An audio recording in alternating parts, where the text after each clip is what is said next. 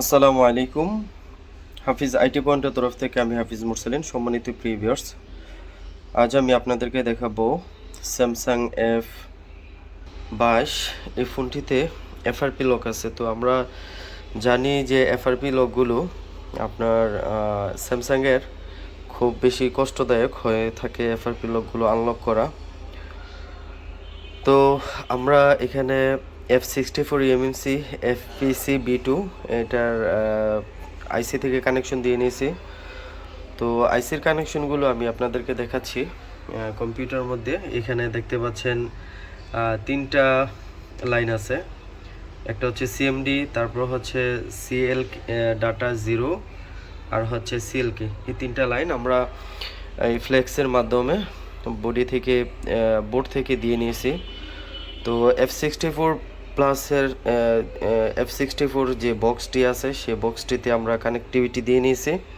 তো আপনারা দেখতে পাচ্ছেন এখন আমাদের যে ইএমএমসিটা আছে, আমাদের যে আইসিটা আছে সেই আইসিটা কানেক্টিভিটি পেয়েছে কিনা তার জন্য আমরা একটা টেস্ট করব।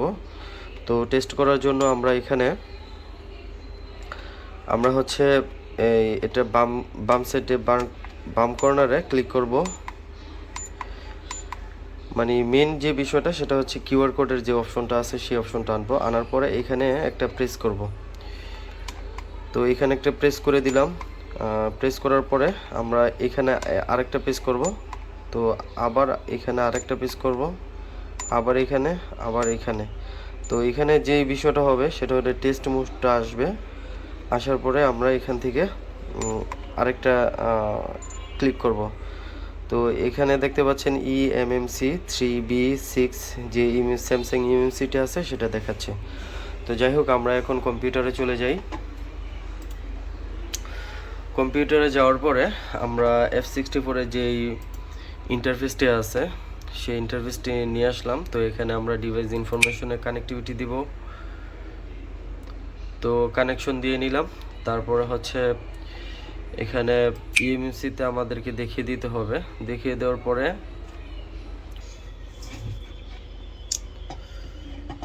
তো এখন আমাদেরকে এটা লোড নিতে হবে। দেখি লোডটা নিচ্ছে কিনা বা কানেকশনটা পাচ্ছে কিনা।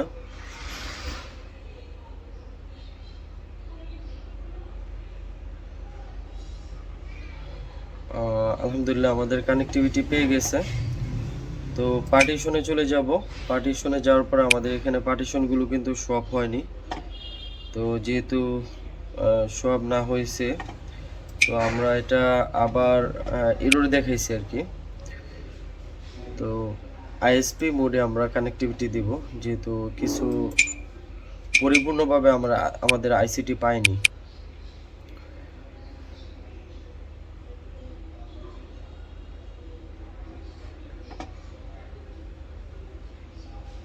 আইএসপি যে মোডটি ছিল সেই মোডটিতে আমরা আনক্লিক করেছিলাম, তার জন্য পাই নাই। এখন আমাদের যেটা মডেল হচ্ছে SME225F। তো পার্টিশনে আপনারা দেখতে পাচ্ছেন সমস্ত ডিটেলস দেখিয়ে দিয়েছে। তো যেহেতু এফআরপি লকটি আমরা আনলক করব, তো এফআরপিতে ক্লিক করছি। তারপর ফরম্যাট এফআরপি পার্টিশন ইয়েস করে দিলাম। তো ইয়েস করার পরে পার্টিশন এফআরপি ফরম্যাট সাকসেসফুল। আলহামদুলিল্লাহ আমাদের এখানে সাকসেসফুলি পার্টিশনটা হয়ে গেছে। তো আমরা এটাকে আবার কানেক্টিভিটি দিলাম।